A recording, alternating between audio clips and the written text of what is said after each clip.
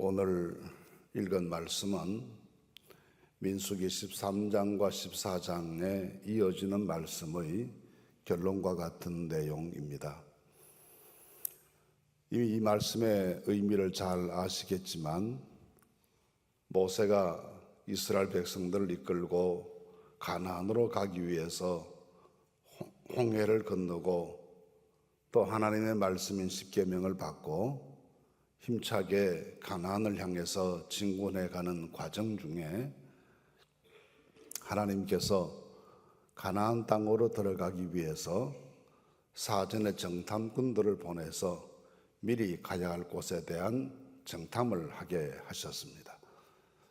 모세는 각 지파의 대표 한 사람씩을 선정하고 그 대표 한 사람들이 다 큰 책임을 가지고 아주 어려운 일이지만 가나안 땅의 내지까지 깊숙이 들어가서 그 땅의 모든 사정을 살펴보고 앞으로 그들이 가야 할 곳에 대한 지리적인 여러 여건이나 전략적인 여러 요소들을 파악하기 위해서 12사람의 정탐꾼을 보내게 됐습니다. 이 정탐꾼이 다녀온 다음에 보고를 하게 되는데 두 가지 의견으로 생각이 나누어지게 됐습니다. 절대 다수인 10사람의 정탐꾼들은 가보니 그 땅이 사람이 살만한 곳도 아니고 또 기존에 거주하던 민족들이 완강하게 그 땅을 차지하고 있어서 우리가 그 사람들을 배제하고 우리 땅으로 삼기에는 역부족일 것 같고 여러 가지 면에서 우리는 결코 그 땅을 정복하지 못할 것 같다는 어려운 보고를 했습니다. 단 두 사람만, 여호수아와 갈렙만 하나님이 함께 하시기 때문에 우리가 얼마든지 그 땅을 차지할 수가 있다. 용기를 가지고 믿음을 가지고 담대하게 도전하자. 그러면 하나님께서 그 땅을 우리에게 주실 것이다 라는 의견을 내놓았습니다. 이 상반된 두 의견 때문에 민심이 갈리게 되었고 나누어진 마음들은 급기야 서로에 대한 비난으로 이어지게 됐습니다. 많은 사람들은 모세와 아론에 대해서 잘못 이끌어왔다고 비판하면서 격렬한 비방을 일삼게 됩니다. 이런 상황을 지켜보시던 하나님께서 진노하셨습니다. 그리고 모세에게 이 모든 백성들을 다 진멸시키고 이제 내가 너로 하여금 새로운 사람들을 보내주셔서 새 민족을 만들어주셔서 가나안 땅으로 올라가게 할 것이다 라고 말씀하십니다. 이 하나님의 진노 앞에 모세는 통절하게 기도합니다. 하나님, 만약 그렇게 하시면 하나님께서 이 민족을 가나안에 들여보낼 능력이 없으셔서 그래서 우리를 징계하신 것으로 세상 사람들이 알지 않겠습니까? 그러니 주님의 영광을 위해서 우리를 용서하시고 우리를 가나안 땅으로 들어가도록 인도해 주십시오라고 간절하게 하나님께 기도했습니다. 그 기도에 대한 응답의 말씀이 오늘 읽은 말씀입니다. 하나님께서 그들을 인도해서 가나안 땅으로 인도하기는 하겠지만 원래 계획한 대로 가지 못하고 새로운 길로 인도하실 터인데 그들 하여금 홍해를 따라서 광야 길로 들어갈지니라 하고 새로운 진행의 행로를 말씀해 주시게 됩니다. 이 두 가지 길을 비교해 보면 잠시 지도를 보시게 되면 이렇게 길이 다릅니다. 이 길은 하나님께서 그들을 인도하셔서 가나안 땅으로 들어가게 하신 홍해 길을 따라가는 경로입니다. 홍해를 건너긴 하였으나 완전히 가나안에 들어가지 못했는데 홍해의 여러 해변을 따라서 길게 우회해서 들어가는 이 길을 허락하십니다. 원래 하나님께서 이들에게 허락하신 길은 이렇게 먼 길이 아니었습니다. 카데스 바네아에서 바로 북진하면 헤브론으로 올라가게 되어 있고 헤브론을 점령하면 가나안 땅 전체를 점령할 수 있는 절호의 기회였습니다. 하나님께서 원래 정탐꾼을 보내실 때에는 가데스 바네아에서 광야 지대를 지나서 그리고 바로 헤브론으로 들어가면 된다고 보셨기 때문에 그 길로 안내하셔서 그렇게 되면 약 한두 달이면 넉넉히 가나안으로 들어갈 수 있는 길인데 그 길을 거절하고 이스라엘 백성들이 원망했기 때문에 40년 동안을 광야에서 배회해야 되는 어려움을 겪습니다. 이 사건 우리에게 굉장히 많은 의문과 함께 많은 교훈을 남겨주는 사건이 되게 됩니다. 13장 말씀과 14장 말씀에 걸쳐져 있는 이 말씀을 면밀히 살펴보시게 되면 13장 28절 말씀에 그들이 보고하기를 거주민은 강하고 성읍은 견고하고 심이 크다라는 말로 그 땅을 평가합니다. 정말 가나안 땅에 사는 사람 그 거주민들이 강하고 성읍이 크고 그랬을까? 이 성읍이라는 말이 단순히 사람들이 모여 사는 그런 주거지가 있었다라는 의미가 아니고 성이 만들어져 있었다라는 의미입니다. 그럼 고대 가나안에 이런 성읍이 정말 있었겠느냐? 그렇게 성읍이 많지 않았습니다. 나중에 여리고를 점령하게 되는데 여리고는 세계에서 가장 오래된 성곽도시였습니다. 그런 도시들이 가나안에 절비 있었다 그렇게 보기는 어렵고 그런 고고학적인 자료도 잘 나오지 않습니다.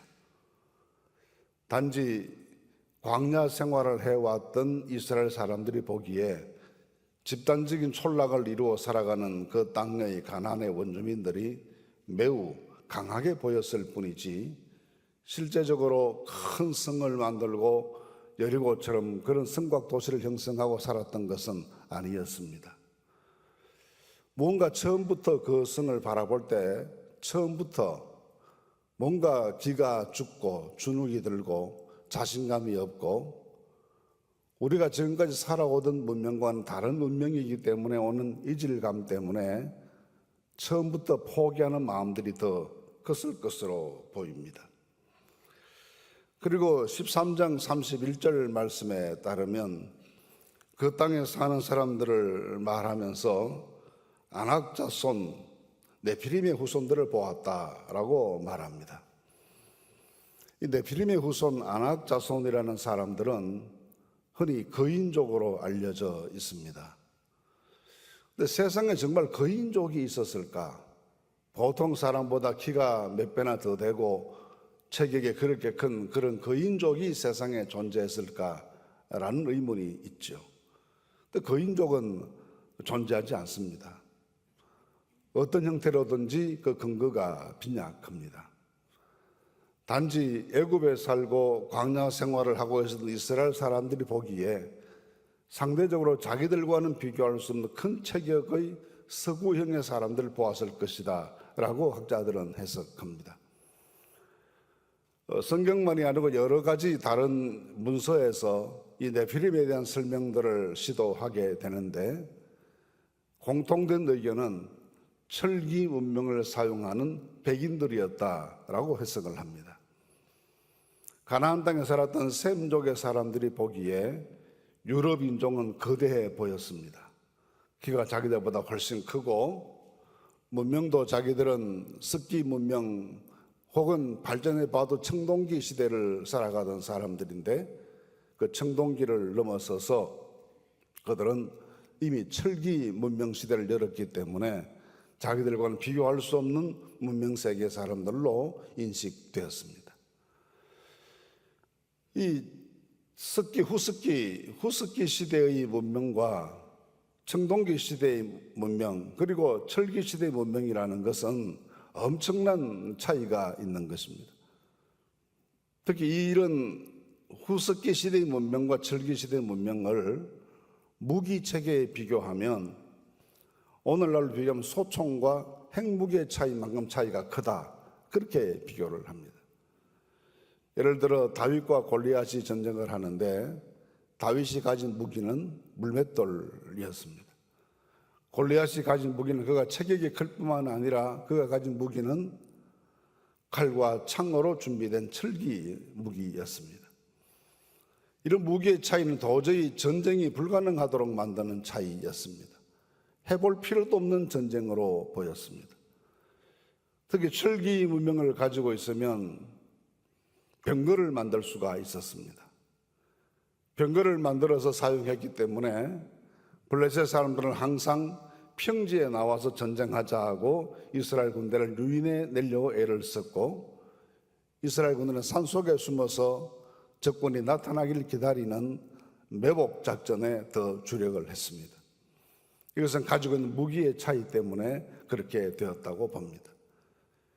이런 큰 차이가 있었기 때문에 광야의 이스라엘 백성들이 볼 때 철기 문명으로 무장하고 체격도 자기들보다 훨씬 더 크게 보였던 이 네피림의 후손 아낙 자손들을 볼 때마다 주눅이 들고 기가 죽고 우리가 도저히 상대할 수 없는 민족이다라는 생각을 했을 것으로 보입니다.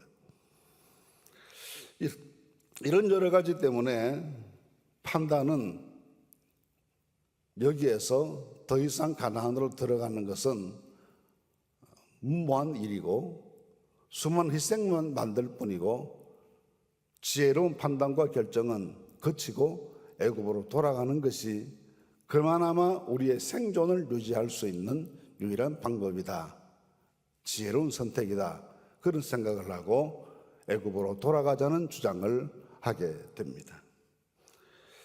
그런데 하나님께서는 오늘 말씀에 따르면 애굽으로 돌아가자고 하는 이 주장을 하나님께서 이해하시기에는 나를 멸시하는 것이다 라고 보셨습니다.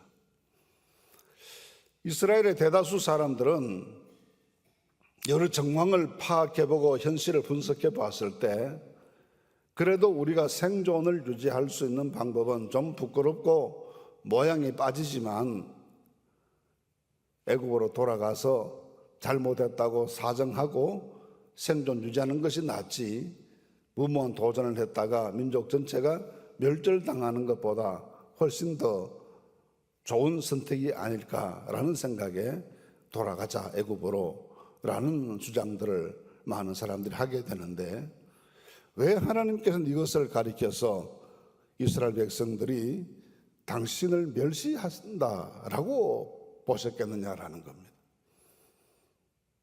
사람들이 정말 하나님을 멸시하는 마음 때문에 그렇게 한 것은 아니었고, 우리의 생존을 위해서 이 자녀들을 그래도 살려 놓아야 되는데 이 아이들의 미래를 위해서라도 우리가 돌아가는 게 낫지 않겠느냐라는 생각을 했을 뿐인데, 하나님께서는 그것이 나를 멸시하는 일이다 라고 보시는 것입니다. 왜 하나님께서는 그렇게 보셨겠습니까? 무엇을 이스라엘이 하나님을 멸시했다는 겁니까? 정직하게 현실을 분석하고 판단했을 뿐인데 그것을 그렇게 판단하시는 하나님의 생각은 어떤 의미를 담고 있는 것이겠습니까?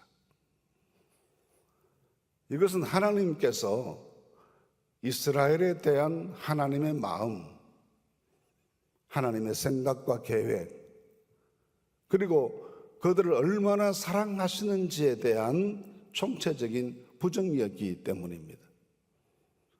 여기까지 오게 된 것도 상황과 여건이 허락되어서 오게 된 것은 아닙니다.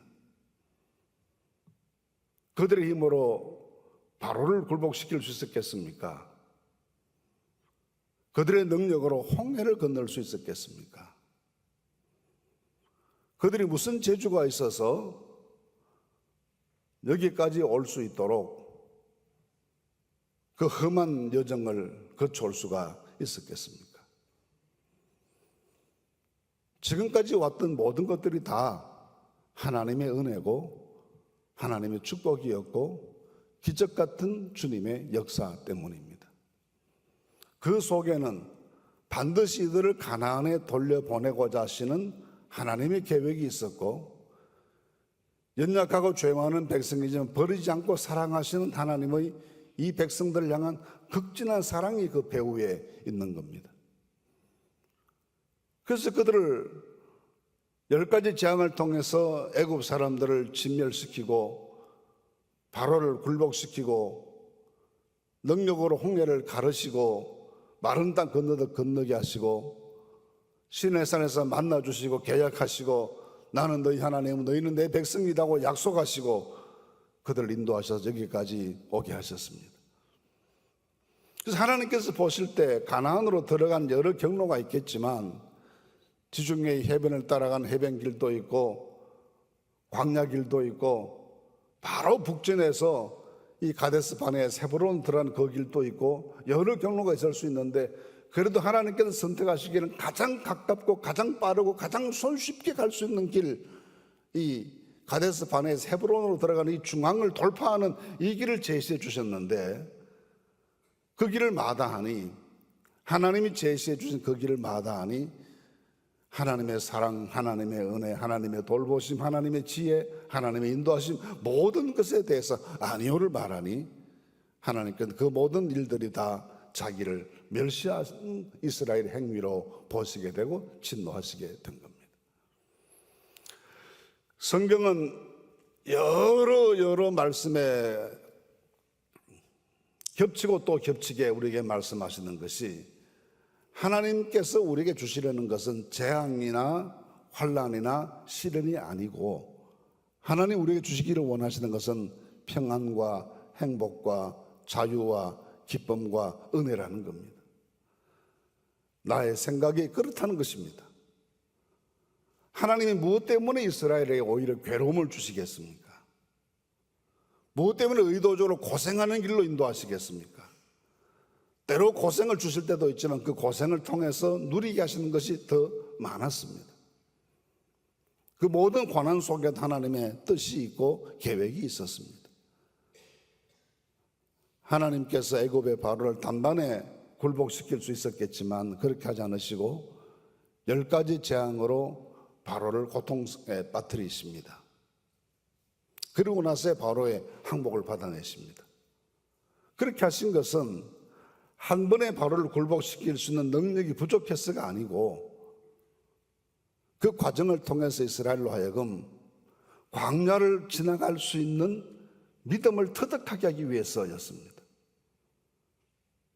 400년 애굽의 종노릇을 하면서 제대로 된 신앙 교육을 받지 못했습니다. 물론 유일신 신앙을 전통적으로 조상들로부터 물려받아 지키고 있었지만 생생한 역동적인 신앙을 가지지 못했고 살아계신 하나님의 은혜에 대한 경험이 부족했습니다. 그래서 10가지 재앙을 애굽인들에게 내리는 것을 보면서 이스라엘은 통쾌하다, 속 시원하다 그런 생각만 했던 것이 아니고 하나님 참으로 살아계시는구나,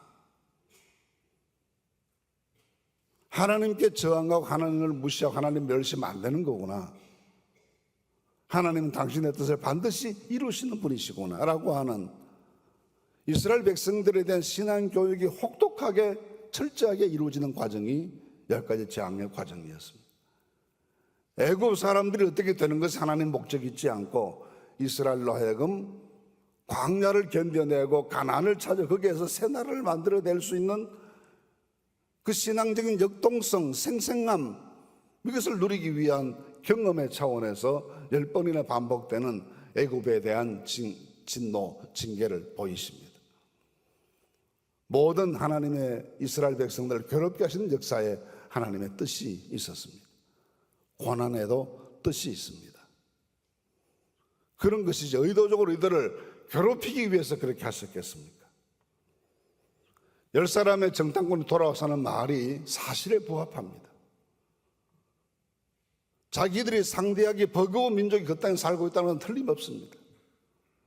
7 부족이 마을마다 자기들 나름대로 세력을 구축하고 버티고 있고 여긴 우리 영역이다 하고 주장을 하고 그들 나름대로 문명을 만들고 체계를 세웠는데 광야길을 걸어가는 이스라엘로서는 상대할 수 없는 문명의 수준을 유지하고 있습니다.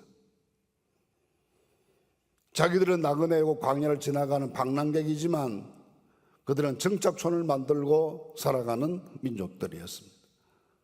상당히 어려운 것이 사실이었고 버거운 것이 사실이었습니다. 그래서 그런 판단을 할 수가 있습니다. 그러나 그런 판단에서 간과된 것은 하나님께서 얼마나 그들을 사랑하시는가라는 부분입니다. 지금까지도 하나님의 사랑이었습니다. 은혜였습니다. 하나님의 돌보심 때문이었습니다. 그래서 여기까지 왔습니다. 그래서 바로를 굴복시키시고 홍해를 건너고 광야를 지나고 반석에서 샘물 나게 하시고 여러 가지 기적을 보이시면서 갈 길 방해하는 민족 나타나면 물리쳐 주시고 전쟁에 이기게 하시고 이끌어 오셨습니다. 그리고 가나안으로 갈 수 있는 가장 빠른 길을 제시해 주십니다. 바로가 네게베라는 사막지대만 통과하면 바로 가나안으로 들어갈 수 있는 그 좋은 길로 인도하십니다. 모든 것 속에 하나님의 계획이고 그들을 향한 최선의 준비가 하나님께 있습니다. 그런데 그 모든 것을 부정하고 애굽으로 돌아가자고 했을 때 하나님께서는 그들을 향하신 하나님의 가슴 속에 있는 뜨거운 사랑이 거절당하는 것 같은 괴로움을 느끼십니다. 우리가 친구 사이에서나 자녀들을 대상으로 해서나 사랑이 이해받지 못하고 거절당할 때 느끼는 괴로움은 큰 겁니다. 그 오해는 정말 무서운 겁니다. 혹 어떤 철없는 자녀들이 어머니 아버지가 내게 해준 것이 뭐 있냐고 그렇게 치고 나올 때는 정말 대답할 말이 없습니다.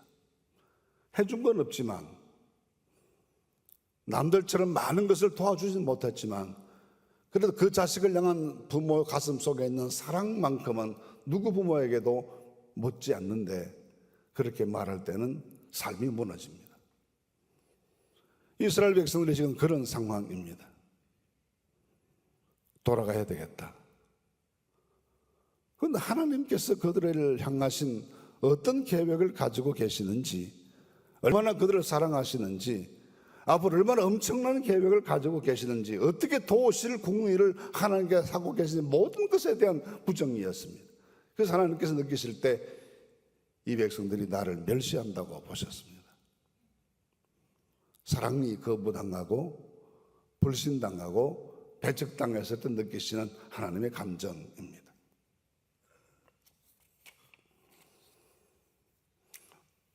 오늘 우리 상황으로 돌아가 보겠습니다. 우리는 하나님의 사랑을 믿습니까? 힘들고 어려운 세상살이지만 이 세상살이의 곤란한 환경 속에 버겁게 삶을 유지하고 있지만 이 삶 속에도 하나님의 뜻이 있다고 믿습니까? 이렇게 인도해 가신 내 삶의 궤적이 하나님께서 보실 때 최고의 삶의 길로 나를 인도하고 계신다고 믿으십니까? 나를 향하신 하나님의 사랑을 믿습니까? 하나님의 사랑을 믿으시기를 바랍니다. 하나님의 계획을 믿으시기를 바랍니다. 물론 가데스 바네아에서 네게베라는 광야지대를 지나서 가나안 헤브론으로 진격해 들어가는 길이 쉽지는 않습니다. 그 길이 홍해길을 따라가서 블레셋 사람과 부딪히는 것보다 또는 왕의 대로를 따라가면서 그 과정 속에 있는 험악한 자연 환경을 통과하는 것보다 훨씬 좋은 길이 이 중앙지대를 넘어가는 길입니다. 더 이상 좋은 길이 없습니다. 더 이상 빠른 길도 없고 더 이상 간단한 방법도 없는 겁니다. 그런데 거절을 합니다. 우리를 여기까지 인도하신 하나님께 불평하지 말고 이것이 우리를 향한 하나님의 최선의 인도하심이라고 믿으시기를 바랍니다. 물론 삶의 굴곡도 있고 슬픔도 있고 고통도 있고 나 모르는 눈물이 많았고 고통이 많았고 가슴 아래를 하면서 하루를 시작해야 되는 어려운 일들이 우리에게 있었습니다. 그런데 그것이 우리를 향하신 최선의 길이었음을 믿어야 합니다. 하나님의 사랑을 믿으시기를 바랍니다. 하나님께 뜻이 있고 계획이 있습니다. 사도 바울이 로마서 11장 마지막 부분에 깊도다 하나님의 지혜와 지식에 부요함이여라고 감탄을 합니다. 그 이유가 있었습니다. 아무리 생각해봐도 자기 동족 이스라엘이 예수를 믿지 않고 구원받지 못하고 멸망당한다고 하는 것이 납득이 안 됐습니다. 하나님 왜 이러시는가? 하나님의 능력이면 얼마든지 이 민족 굴복시키셔서 믿음으로 돌아오게 만들 수가 있는데 왜 이러시는가? 그리고 우리 민족은, 이 이스라엘 민족은 왜 이렇게 예수 안 믿는가? 여러 가지 현실이 납득이 안 됐습니다. 근데 그때 많이 괴로워하고 많이 기도하고 심지어는 내가 저주를 받아서 그리스도와 끊어지는 한이 있더라도 내 민족 구원받았으면 좋겠습니다 하고 통절하게 기도하는데도 이스라엘 민족의 회개는 아직도 이루어지지 않습니다. 깊이 기도하다 깨닫습니다. 발견합니다. 만약 이들이 먼저 회개하고 예수 믿으면 또 틀림없이 지난 역사와 같이 이 신앙을 자기들만의 것으로 간직하고 열방으로 전하지 않을 것이기 때문에 하나님께서 이방을 먼저 구원하시고 마지막에 우리를 구원하시는 계획이구나, 그 사실을 깨닫고 깊도다 하나님의 지혜와 지식에 부요함이라고 감탄합니다. 만물이 주로 말미암고 주에게로 돌아간다라고 고백합니다. 이 하나님의 큰 계획을 믿으시기를 바랍니다. 그 속에 있는 나를 인도하시는 모든 과정 하나하나가 하나님의 최선이고 하나님 최고의 사랑으로 나를 이끌고 계시고 이 사랑이 변치 않고 내 삶을 지배하고 이끌고 인도하신다고 믿으시기를 바랍니다. 그 믿음이 없었기 때문에 이스라엘은 하나님께로부터 나를 멸시한다라고 책망됐습니다. 사는 것이 간단치 않고 세월이 험합니다. 지나가온 길도 험하지만 앞으로 갈 길이 더 험할 수도 있습니다. 이 과정 속에 우리는 하나님을 믿읍시다. 하나님의 사랑을 믿읍시다. 나를 향한 하나님의 계획을 믿으십시다. 하나님 믿고 순종하고 묵묵히 뚜벅뚜벅 우리에게 주어진 믿음의 길을 정직하게 걸어가십시다. 그리야 하시면 가나안에 이르게 하신 하나님의 손길이 우리와 함께 하실 줄로 믿습니다. 하나님의 돌보심, 하나님의 축복, 하나님의 이끄심, 하나님의 보호하심, 우리를 향하신 더 말할 수 없는 하나님의 큰 사랑이 여러분 모두의 삶에 넘치게 되시기를 간절히 바랍니다. 이제 이스라엘은 그렇게 하나님을 멸시했던 것 때문에 새로운 시작을 해야 했습니다. 돌이킬 수 없는 과거가 됐습니다. 광야길 40년을 걸어가야 했습니다. 그런데 힘들고 어려운 40년 광야길을 하나님께로부터 선포받았지만 하나님께서 함께 계시니 결국은 가나안에 이르게 됐습니다. 우리 가는 길이 쉬울 수도 있고 어려울 수도 있습니다. 하나님께서 끝내는 우리를 인도하실 줄로 믿습니다. 이 믿음 가지고 우리에게 주어진 삶의 길을 잘 감당하시는 모든 성도들이 되실 수 있기를 간절히 바랍니다.